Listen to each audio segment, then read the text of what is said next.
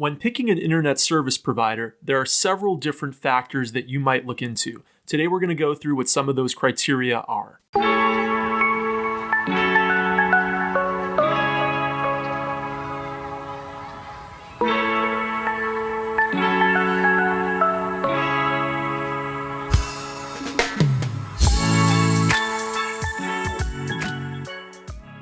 Welcome to Kopec Explains Software, the podcast where we make computing intelligible. So we're going to do a bit of a lighter topic this week. We have a lot of really cool technical episodes planned, but this week we were thinking we would do something really practical. That's right, Dave. This week we're going to talk about how do you pick an internet service provider, or an ISP. Yeah, and if we're lucky, we have multiple that we can pick from. But sometimes people who live in pretty rural parts of the country really don't have a lot of choice. So unfortunately, we're not talking to those people today. If there's only one internet service provider where you live, obviously that's the one you use. There are a lot of different factors, though, in choosing one when you do have the options. Yeah, so what's the first one that you want to talk about today, Rebecca? I think the first one we should talk about is probably the most straightforward, right? Speed. Yeah, speed can really be measured in two different ways. How fast does data get downloaded to your machine, and how fast can data be uploaded to servers out there on the internet? So we often get two different speeds that we look at when we're choosing an internet plan: download speed and upload speed. And they're typically measured in megabits per second. Now notice that I said megabits. Usually internet transmission rates are in megabits, but we're used to talking in megabytes. And we talked about the difference between these two in a previous episode we did called What is a Byte? And I'll put a link to that in the show notes. But in short, a byte is 8 bits. So when you're typically thinking about files on your computer and you're seeing those in kilobytes or megabytes or even gigabytes, really when you're looking at those internet speeds, you're looking at something that is actually an 8 times higher number. So what I could say to you then is if your internet download speed is 160 megabits per second, it really means that it's 20 megabytes. 1/8 of 160 is 20, of course, right? 20 megabytes per second. So keep that in mind because the speeds might not be as fast as you think they are. So that the upload and download's kind of like watching a Netflix show versus having a Zoom meeting. Yeah, so when you do something on Netflix, you're mostly just downloading data. You're streaming data from a Netflix server to your local computer, right? That's almost all download. Yeah, there might be a little bit of upload when, let's say, you're sending which settings you want as you watch the movie, or when you're actually making the selection of which movie to watch. But the vast majority of the traffic is going from a Netflix server to your local computer. However, when you do a Zoom call, it's going both ways. Everyone else's video is being downloaded to your machine from some Zoom server, but your video is also being uploaded constantly during the Zoom call to the Zoom server, and then from the Zoom server to everybody else. So that upload speed is really going to matter a lot more when you're doing a Zoom call than it is when you're watching a Netflix show. And a lot of people have found this the last year. During the pandemic, we've been doing so much more online video, and there were a lot of people who had great download speeds, but they didn't have such good upload speeds. Very common on cable internet, for example, is to have download speeds in the hundreds of megabits per second, but only have an upload speed of 10 or 20 megabits per second. And that can be an actual bottleneck when doing online video conferencing if you don't want to look all choppy. So another factor would be latency. Can you tell us what that is? Latency is the delay between when you make a request and you get a response. So you're going to have some latency no matter what, right? Because it literally takes time, even traveling as fast as electrons travel through wires, for the data to get from where it's starting to the server that you want to get some data downloaded from. So there's always going to be some latency. But certain kinds of internet connections and certain kinds of protocols and certain kinds of hardware between you and the server increase latency. So it's something you should look at when you are looking into different internet service providers, is some of them are going to offer lower latency than others. This is going to matter in video conferencing, because in video conferencing, do you want there to be a little bit of a delay between when you say something and when everybody else hears you, or between when you play a game and when your character actually moves on the screen for the other people that you're playing with? So latency really does matter, but it's different from speed. Latency is the delay, but we could be getting a lot of stuff downloaded in a short amount of time. It could just be that we're always waiting an extra fraction of a second for each of the new big chunks of data to arrive. So latency and speed are two different things, but they both together have a big impact on how real-time applications like video conferencing or games actually end up working out for us in practice. This next criteria, I think, is one that we're all really thinking about as we're working from home quite a bit. So that would be data caps. Data caps are how much total data you can download in a given month. So if your data cap is 1 terabyte, that means you can have a total of 1 terabyte downloaded from the internet to your machine. This is becoming a real issue in the era of streaming video. So if you download, let's say, a typical movie and it's a few gigabytes, you might say, wow, how am I ever going to get to a terabyte? Remember that a terabyte is 1,000 gigabytes. But what if you just have kind of TV on in the background, streaming through the internet all the time? And some people watch a lot of TV. Let's say you're watching TV via your internet connection, 8 to 10 hours a day. Well, you might then be starting to approach that terabyte over the course of a month. So you don't have to be doing something that's like totally radical or unusual to be hitting these data caps nowadays. And some internet service providers actually still have no data caps. For example, our internet service provider doesn't happen to have one. And some of the national companies, though, have started to aggressively roll them out across their services. And they will say, like, this data cap only affects 1 or 2 or 4% of our customers. And you're kind of like, wow, I probably won't fall into that category. But think about what kind of activities you're really doing. And do you even want to be anxious about it? Do you even want to be thinking throughout the month, like, hey, I'm worried about hitting my data cap, better watch less TV or better play less video games? A lot of people don't want to be in that situation. So something to definitely look at is, does your internet service provider have a data cap? And if it does, are you doing the kind of activities that might possibly hit that data cap? When we pick an ISP, we're actually giving them access to our home and to what we're doing, and they could have a pretty powerful effect. They could censor what we have access to. Absolutely. So the internet service provider is kind of the last point of contact for any data that you download before it gets to your home. So if they put in some kind of censorship, which, there are laws about one way or the other, depending on what country you live in, but if they employ some kind of censorship regime, they could actually be limiting what you could do on your internet connection. That's one reason that some people are against having municipal or any kind of government-run internet service providers, is they really don't want the government mixing itself with what data people could possibly get. Now, some people would make the opposite argument, which would be that as a public entity, we can better scrutinize what their policies are around censorship. But this is definitely a topic, and it is something that if where you're choosing between internet service providers, one of your options is a government-run provider, and usually those are municipal providers that you might think about and look into. And it might be more philosophical than practical, because in reality, I don't know of a lot of cases where municipal providers were doing any kind of censorship. Let's shift gears a little bit and talk about some hardware pieces that go into your ISP, like the router. Do you use a company one, or should you buy your own? Yeah, so economically, you're often going to find that it actually does make sense to buy your own. Now, we should be clear about what a router is and how that's different from a modem. So a modem is what goes and actually makes the connection to your ISP. So it's actually giving you a live wire, if you will, giving you the actual pipe. Then the router is taking that pipe and distributing it throughout all the devices in your home. And in the olden days, you'd have a wired router where you'd actually plug in those devices into the router. And in the modern day, of course, you have a Wi-Fi router. It might also have some Ethernet ports for plugging in some devices, but most of your devices are going to be connecting wirelessly. So the router is what distributes the connection amongst all the devices in your home, and the modem is what actually makes the connection to the internet service provider. Now, a lot of internet service providers today actually give you one combined device, and you end up renting that device. So you pay a monthly fee, and that single device is both your modem and your router. Is it economical to buy your own? Does it make sense to buy your own? I mean, the nice thing about renting is that if anything goes wrong, they are going to be responsible for the equipment. And then when your equipment gets really outdated, presumably they're going to replace it for you and give you equipment that's up to a newer standard. But there are a few downsides to this. There's, again, the issue of potentially censorship or just having them monitoring all the traffic that's going through your connection.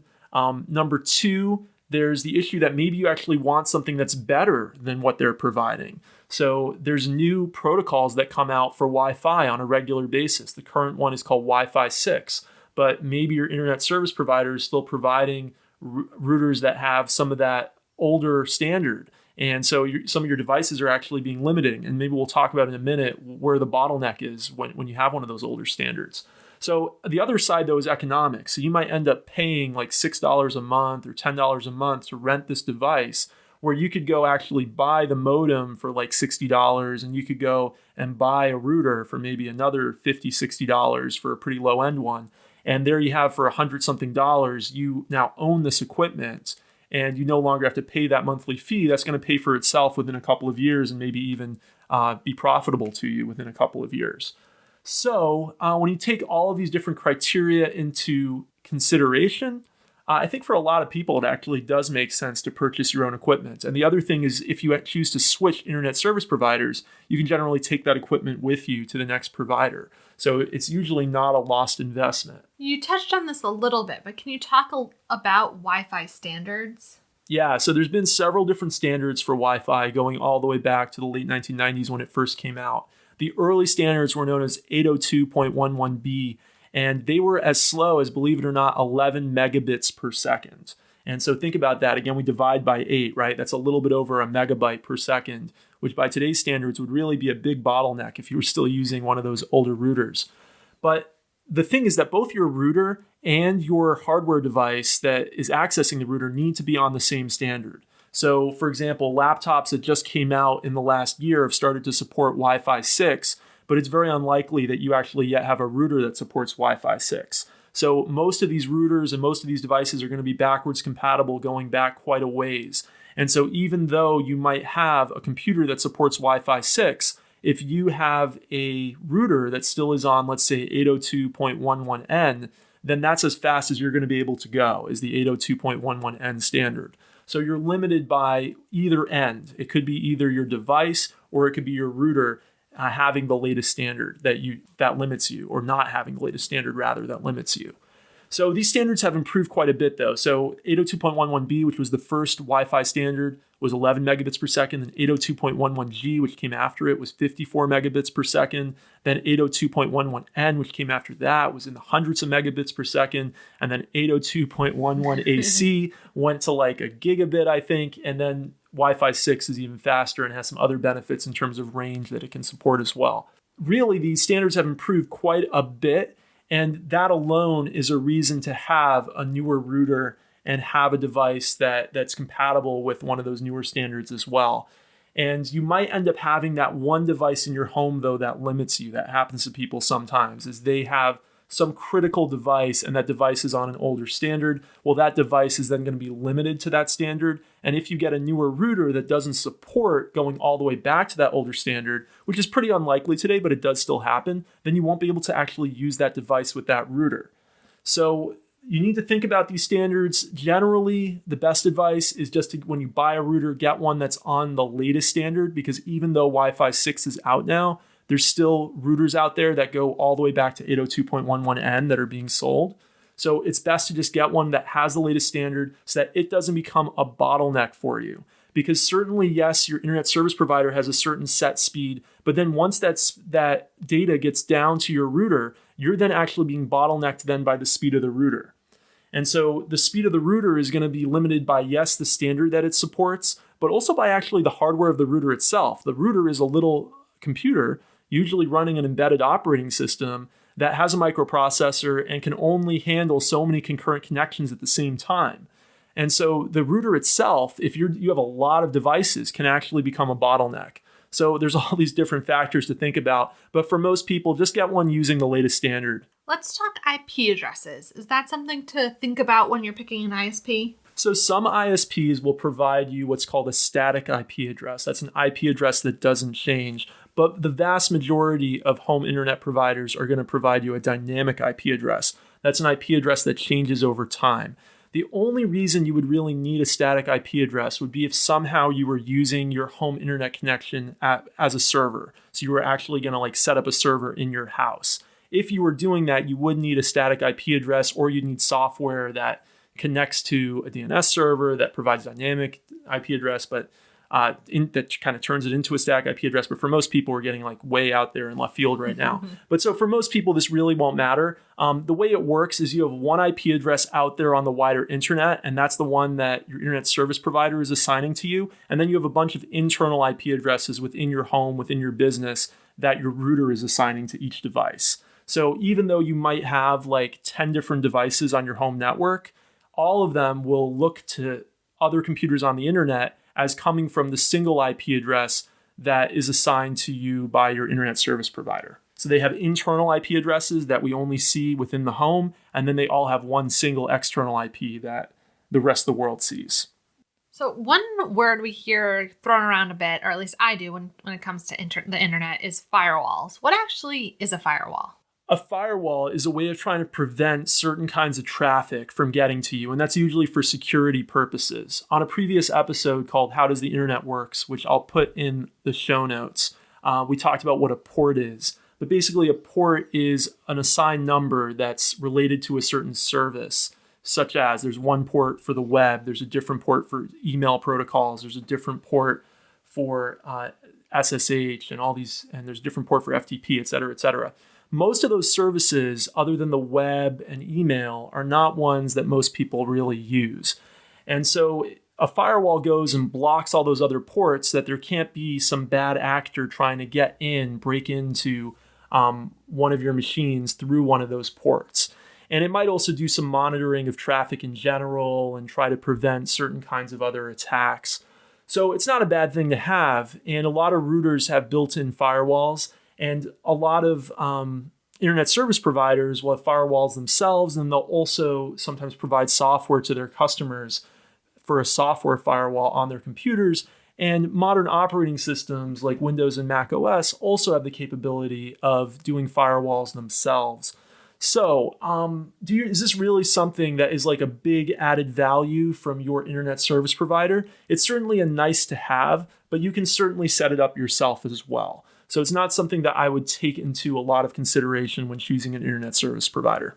Okay, so we've talked about a lot of different criteria when it comes to picking an ISP, but there's all different types of ISPs. There's cable, there's fiber, there's satellite, there's dial-up. How do they compare to each other? Yeah, so now that we've talked about all these different criteria, we can really look at kind of categories of ISPs. So most people in the 1990s, when they were connecting to the internet, they were using dial-up modems. They literally went over copper wires on the phone line, and they would tie up your phone line when you connected, and they were basically limited in their most advanced form to 56 kilobits per second. That's why we moved on from them. They had bad latency, and they also were really, really slow by today's standards. But the noise they make is now a piece of nostalgia. Yeah, and some podcasts use it as their opener. So today we have a lot of different choices though. So some what used to be television providers are often offering us what's called cable internet. A lot of both former telecom and municipal providers offer fiber internet. And then there's also, if you're living in a rural area or just anywhere really, there's the option of satellite internet. But in some rural areas, that's your only option is some kind of satellite internet. So let me give you some just like broad generalizations about all of these, and they might help you just narrow in on which one you want. Cable is generally going to have good download speeds, but not great upload speeds. And that, of course, you have to look at your individual provider where you live. But when we compare it to something like fiber, generally we're going to have pretty good downloads and not great uploads.